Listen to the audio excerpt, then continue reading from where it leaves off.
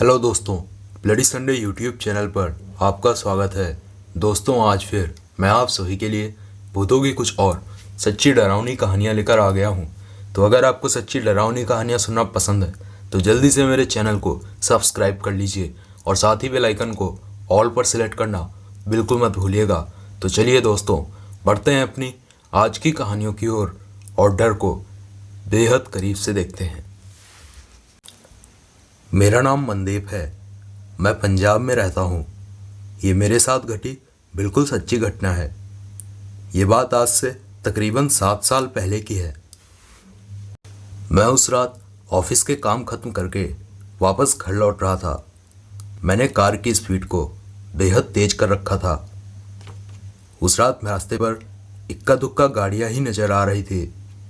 मैं रास्ते पर कुछ दूर और आगे निकला तो मैंने देखा रास्ते के किनारे एक औरत खड़ी थी जो हाथ का इशारा करते हुए मुझे रुकने को कह रही थी।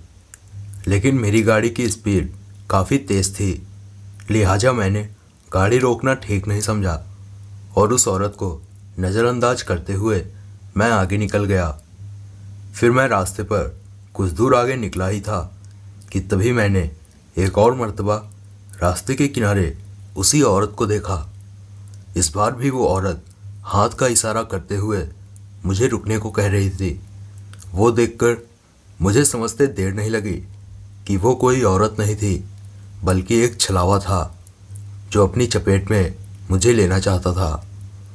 अब मैं समझ चुका था कि चाहे जो हो जाए मैं गाड़ी नहीं रोकूंगा। लेकिन तभी मेरी नज़र गाड़ी के साइड मिरर में पड़ी तो मैंने देखा कि वो औरत गाड़ी की रफ्तार से हवा में तैरती हुई मेरी गाड़ी का पीछा कर रही है। वो देखकर मैं डर से कँपकँपाने लगा, मगर फिर भी जैसे तैसे करके मैंने खुद को संभाला और गाड़ी पर संतुलन बनाए रखा। कुछ ही देर में मैं मेरे घर के ठीक सामने पहुंच चुका था। मैंने एक बार फिर से घबराते हुए गाड़ी के साइड मिरर में देखा। वो औरत गाड़ी के ठीक पीछे हवा में तैर रही थी।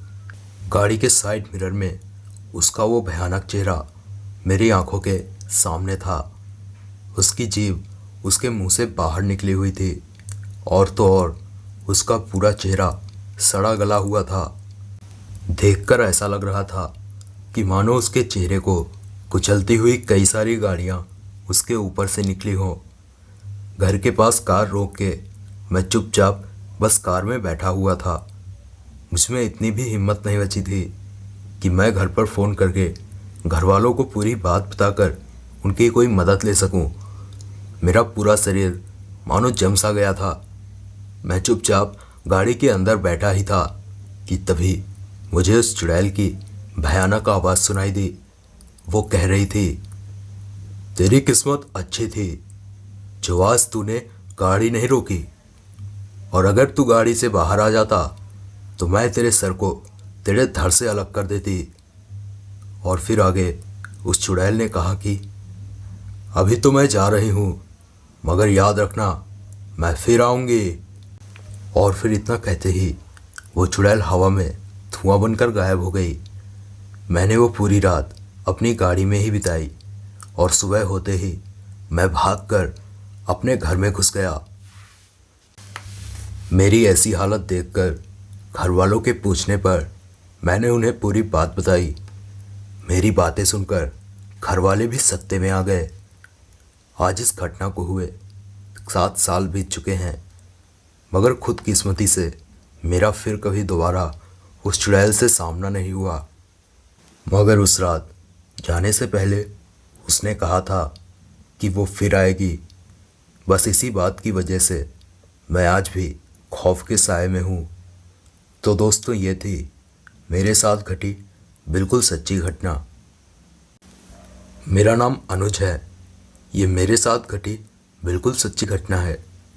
ये बात आज से तकरीबन 2.5 साल पहले की है, जब एक रात स्टेशन से मैं वापस घर लौट रहा था।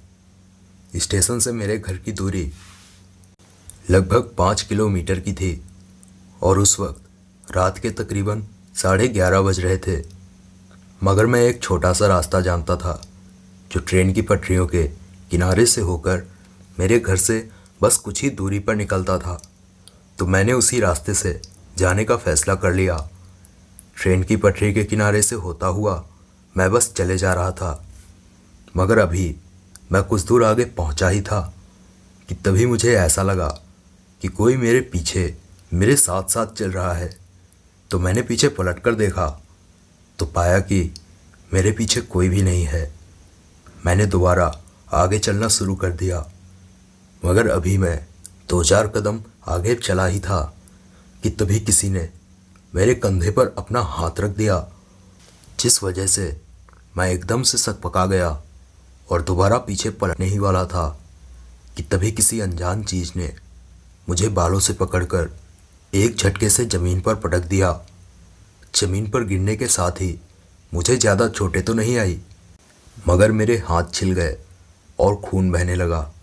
लेकिन खुद को संभालते हुए जब मेरी नज़र सामने की ओर गई तो वहाँ पर मैंने जो देखा वो देखकर मेरे रोंगटे खड़े हो गए। मेरे सामने एक लंबा सा जीव खड़ा था, जो दिखने में तो इंसानों जैसा था, मगर उसकी जीभ बाहर निकली हुई थी और उसकी आंखें चमक रही थी, बिल्कुल किसी पीले बल्ब की तरह। वो देखकर मेरे हाथ पांव कांपने लगे और मैं ज़ोरों से चीखने चिल्लाने लगा कि तभी उस खूंखार जीव ने मेरी गर्दन पकड़ ली और मुझे उठाकर ऊपर हवा में टांग दिया और मेरे शरीर को जानवरों की तरह सूंघने लगा। डर और खौफ से मेरी सांसें ऊपर नीचे होने लगी और रोते बिलखते हुए मैं उस भयानक जीव के सामने गिड़गिड़ाने लगा। मगर मेरे गिड़गिड़ाने का भी उस जीव पर कोई फर्क नहीं पड़ा और वो बेरहमी से मेरे मांस के लोथड़ों को नोच नोच कर चबाने लगा और मैं ज़ोरों से दर्द भरी चीखें मारने लगा और मेरा शरीर खून से लथपथ हो गया। अब मुझे मेरी आंखों के सामने मेरी मौत नजर आने लगी।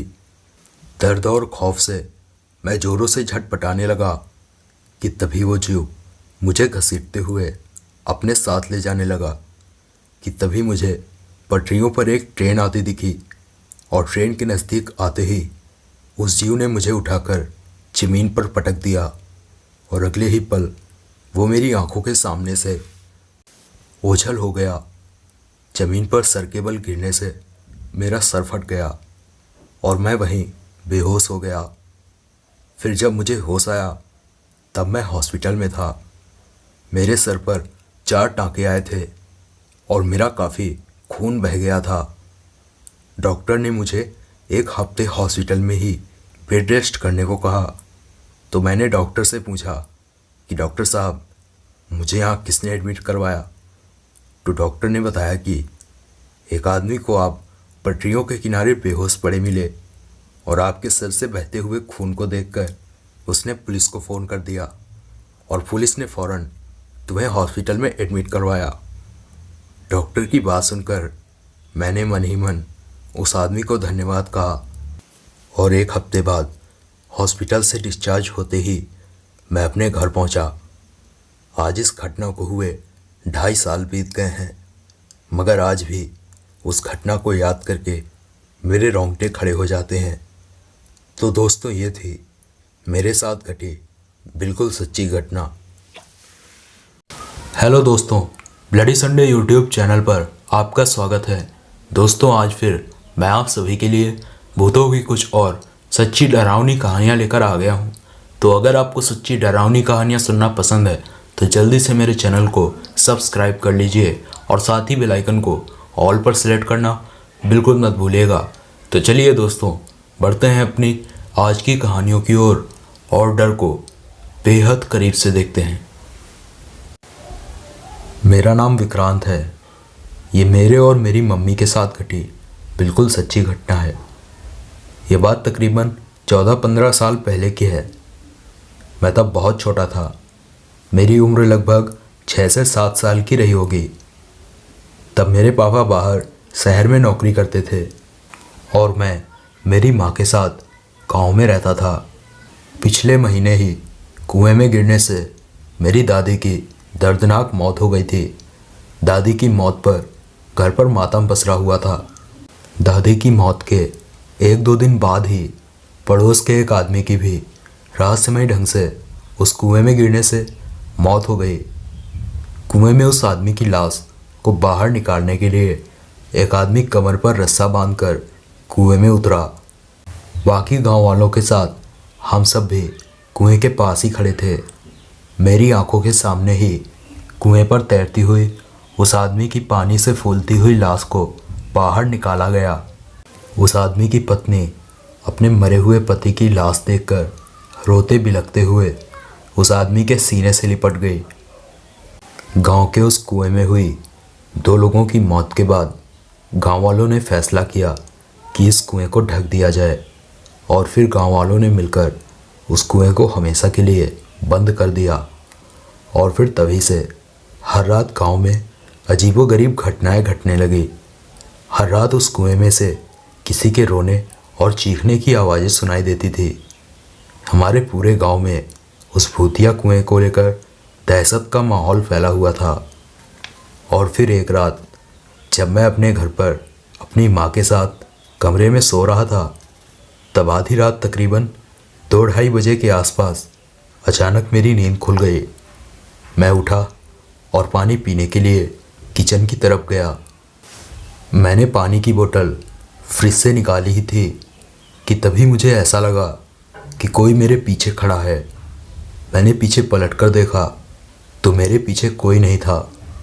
तो इसे अपना वहम समझकर मैंने जैसे ही पानी पीने के लिए अपने चेहरे को ऊपर उठाया तो घर की छत पर मैंने जो देखा वो देखकर पानी की बोतल मेरे हाथ से छूट गई और मैं लड़खड़ाकर ज़मीन पर गिर पड़ा। घर की छत पर मैंने अपनी मरी हुई दादी के साये को देखा, जो कि इतना भयानक था कि उसे देखकर मेरी मरड़तौल चीख निकल पड़ी। मेरी चीखें सुनकर माँ भागते हुए कमरे से बाहर आ गई और माँ ने भी उस दिल दहला देने वाले साये को घर की छत पर रेंगता हुआ देखा। वो देखकर माँ भी खौफ से चीखने चिल्लाने लगी कि तभी वो साया माँ के ऊपर चढ़ गया और अगले ही पल उस साये ने माँ की गर्दन पकड़ ली और फिर मेरी दादी का प्रेत माँ को घसीटते हुए घर से बाहर ले गया।